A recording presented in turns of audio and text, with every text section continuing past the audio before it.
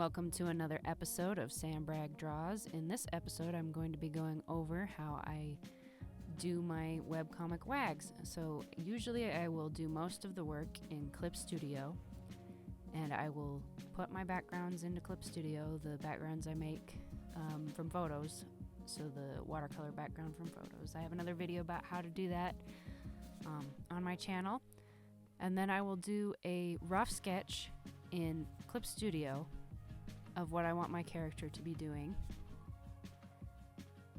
And I really like Clip Studio because it's the most like Photoshop that I've found on the iPad. It has the most features and it's the most fully complete program. I mean, I love Procreate for what it can do, but there's just so much more that I can do on Clip Studio. So I'll do most of it in Clip Studio, and then I'll switch it over to Procreate for one tool, and that's their line tool. I love that when you hold down, it'll either make a straight line or a curved line. I don't know what they call that feature in Procreate, but that's the best feature they have. And they just came out with it, I think it was last year, where you just hold down a little longer for your line, and it'll switch to either a straight line or a curved line. And it just makes it look really crisp and modern, I guess is the word I want to go with. And I use it a lot for my wag style.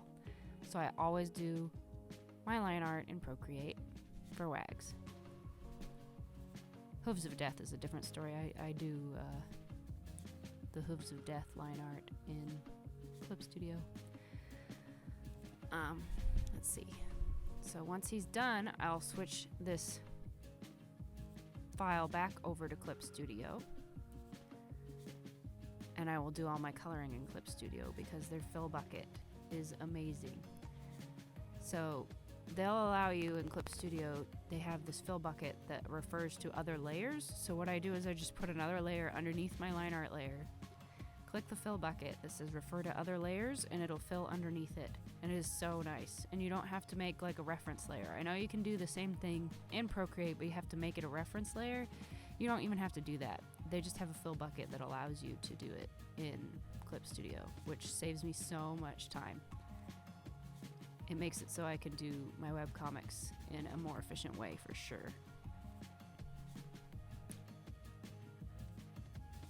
And then once he's got his basic flats colored, I will merge them together onto one layer, and I will do his shadows over that layer with a clipping layer.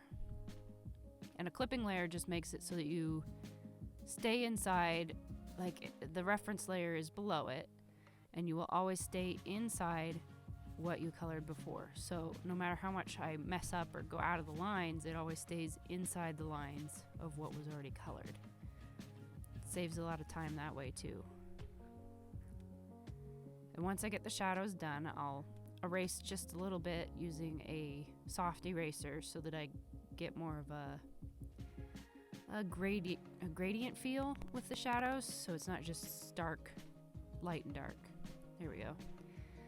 And then I will do a cast shadow underneath my character onto the background layer, so he's not just floating there in space. He has some substance. There we go. Now he looks like he's a little bit more part of the scene. And then the last thing I do is I do an overlay layer of a lighter color to give him an ambient light source, and again to make him fit better into the background.